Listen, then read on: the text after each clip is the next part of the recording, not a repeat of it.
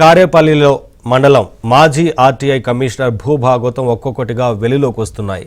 కేసులతో బెదిరించి తమ భూములను లాక్కున్నాడంటూ బాధితులు ఫిర్యాదులు చేస్తున్నారు.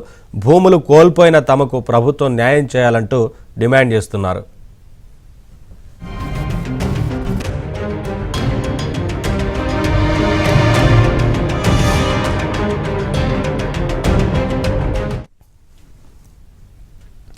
తరతరాలుగా సాగు చేసుకుంటున్న తమ భూములపై కన్నేసిన మాజీ ఆర్టీఐ కమిషనర్ గత ప్రభుత్వ హయాంలో అధికారుల అండదండలతో తమ భూములు కాజేసినట్లు బాధితులు ఆవేదన వ్యక్తం చేశారు. అధికార యంత్రాంగం ప్రోద్బలంతో తమను బెదిరింపులకు గురి చేశాడని తెలిపారు. ఇప్పటికైనా రెవెన్యూ అధికారులు బాధితులకు న్యాయం చేయాలని, లేని పక్షంలో తాము నిరసనలకు దిగుతామని హెచ్చరించారు.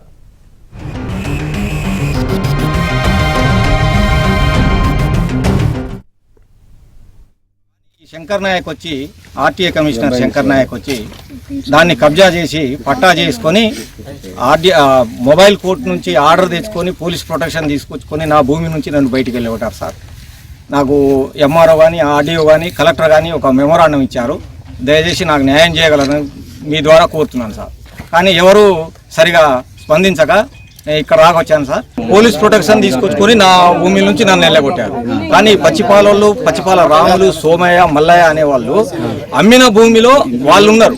వాళ్ళ సర్వే నెంబర్ ని ఎక్స్టెన్షన్ చేసుకుని నా భూమిని పట్టా చేయించుకున్నారు. మాది అక్రమంగా మా తాతయ్య గారి పేరు పచ్చిపాల భద్రయ్య, మా నాయనమ్మ గారి పేరు పచ్చిపాల భాగ్యమ్మ.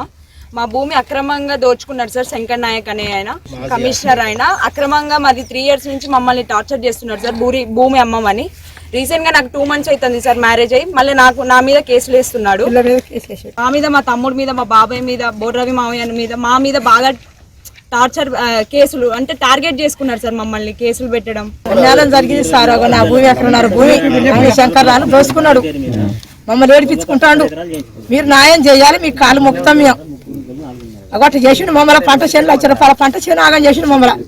మాకు ఇప్పియాలి, మీకు కాలు మొక్కుతాం. మీకు ఆ పేరు మంచి పేరు రావాలి. మీకు బలంతంగా చేస్తాడు. ఆ అన్న కూడా కాళ్ళ మీద పడ్డా, ఏసఐ కాళ్ళ మీద పడ్డా, యమరావు కాళ్ళ మీద పడ్డా. నేను ఈ విషయం గతంలో కూడా మా నోటీసులో ఉంది. వాస్తవాలన్నింటిని కూడా పరిశీలన చేయడం కోసం ఈరోజు ఫీల్డ్ దగ్గరికి వచ్చాం.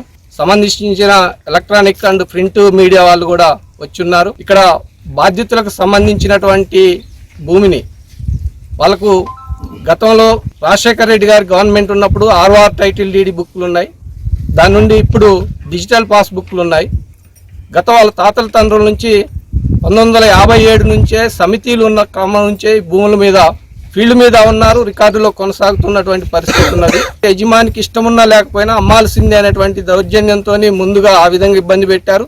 వాళ్ళు వచ్చేటువంటి భూమిలోకి రానియకుండా దారులు బంద్ చేయించడం, తప్పుడు కేసులు లాంటి ముందు ప్రయోగాలు చేసి చివరికి ఈ భూమికి ఉన్నటువంటి విశాలమైనటువంటి 548 విస్తరణ ఎక్కువ ఉన్నదనేటువంటి దాంట్లో బై నంబర్లు వేసి బాధితుల చేతిలో పాస్బుక్లు బాధితుల దగ్గరే ఉన్నాయి. భూమి మీద బాధితులే ఉన్నారు. వాళ్ళకి తోడుగా ఉండటం, సంబంధించినటువంటి సమస్య పరిష్కారం కోసం దీన్ని ఒక ఆందోళన పోరాట ఉద్యమంగా మారుస్తామని చెప్పేసి తెలియజేస్తా ఉన్నాం. భూమి ఆక్రమించుకున్నటువంటి వ్యక్తి ఎవరైతే ఉన్నారో ఈయనకు సపోర్ట్ చేశారనేది మనకు క్లియర్ కనపడతా ఉంది.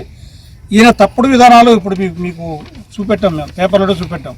ఒక్కడ గూలోతు లక్ష్మి, ఇంకొకడ బానోతు లక్ష్మి.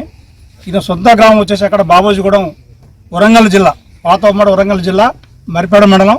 బాబోజీగూడెం నీలకుర్తి పక్కన ఉంటుంది, దగ్గర మీ ఊరు అనుకుంటుంది నాకు తెలిసి. ఈయన ఈ ఓటర్ ఐడి చూస్తేనే ఈయన తప్పుడు విధానాలన్నీ కూడా మీ అందరికి కూడా అర్థమవుతాయని చెప్పేసి సందర్భంగా తెలియజేస్తూ, ఇప్పటికైనా మనలో ఉన్నటువంటి రెవెన్యూ అధికార యంత్రాంగం అందరూ కూడా మీ ద్వారా వారికి మేము చెప్తా ఉన్నాం ఒకటే, సామాన్యులకు అన్యాయం చేయబాకండి. వాస్తవంగా నాగేశ్వరరావు గారు చెప్పిన ఎక్స్టెన్షన్ భూమి ఉంటే మీరు దాన్ని ఏ రకంగా గవర్నమెంట్ ఎట్లా ఇన్వాల్వ్ చేసుకుంటారో చేసుకోరు. కానీ వాళ్ళ తాతల నుంచి 57 కంటే ముందు నుంచే 6 తరాలు వాళ్ళు ఈ భూమి మీద ఉన్నప్పటి జిల్లాలో ఉన్నటువంటి యంత్రాంగం అంతా కూడా మీ ద్వారా ఆయనపై చర్య తీసుకొని ఈ బాధితులు ఎవరుతున్నారో వారికి ఆ భూమి